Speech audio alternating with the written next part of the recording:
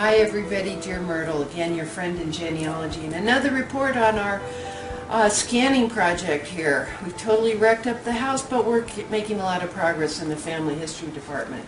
I want to tell you about this typed document that my dad received from a friend. Now it has photos and several family stories, and the reason it was given to him is that his friend knew that Dad and our side of the family had the surname Wasden. This is called Two Pioneer Stories, and it was made by Luana Christensen McCurdy Clark. So I'm always curious, and it starts out with Ellen Wasden was born in Rotherham July 15th, 1848, when Thomas was 27 and Mary was 32. Well, Dad looked through this whole thing and just he couldn't relate to it. And I said, well, have one of your nurses or the office staff please make me a copy of this and send it to me.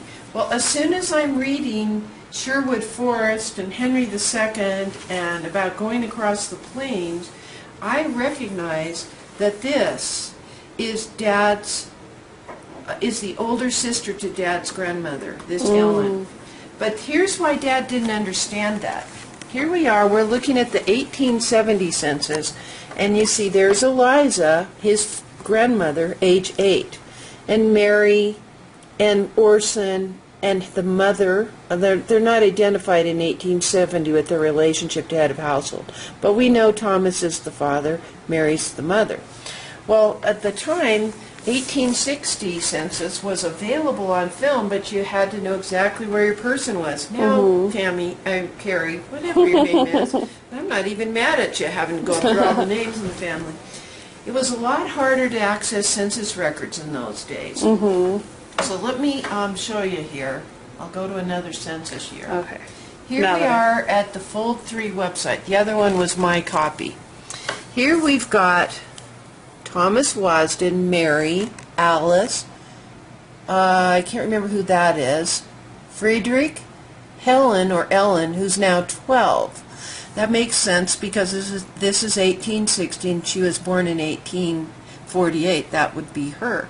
And of course at this point there is no little baby Eliza because only Thomas is 1 month old, or 1 year old. M is for male. So this kind of speaks to a couple of issues. You may have remembered in a previous segment I said if I find anything on a surname, of course not Smith or Jones, in a very small area, I figure I just don't know yet the relationship that that person has to my family. In my dad's case, he didn't know that Ellen was the older sister called Helen in the 1860 census. Right. So when Ellen is giving her recollections, which is part 2 of this, where she explains that her mother and father brought them from England, that they lived in New York, that they lived in St. Joe, and each one of these stops they would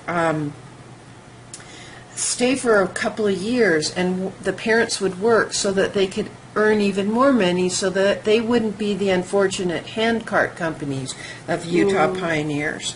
Now it happens that Ellen married into the Theodore Christensen, and it was a Bishop Christensen that gave this packet of information to my dad. So when Ellen is explaining what it was like on the plains at night, she said there were times she was so hungry that she wishes she could take their Johnny cake and like divide it up and give herself a bigger piece. She's describing the experience that her parents went through. And speaking of parents, she mentions that their mother would lay a quilt out on the plains after the wagons had been drawn around in a circle at night, and the men were off tending to the cattle and some were guarding the perimeter. That her mother would put that quilt out on the ground and they'd look up at the stars at night, and it would remind them of the little lights on the Christmas trees. Now, the lights in those days weren't electric. They would be little candle lights with real little candles on their Christmas tree. And one of the things that Ellen said she cherished on her trip, because they could barely bring anything with them compared to the comforts of home which they were accustomed to in England. she had a little bar of soap, and she never used that soap, but she liked to smell the soap because it was sweet and fragrant and not the dried dust and sagebrush and stuff that they were encountering on their journey. Right. So that's a little story about how we need to not overlook some of these other sources. Because this story of my father's grandmother could not tell, because she was born once they lived in Utah territory. And what a great thing to hear firsthand from an older sister, just how wonderful her parents were when they crossed the plains. Happy family tree climbing, everybody. That's a wrap.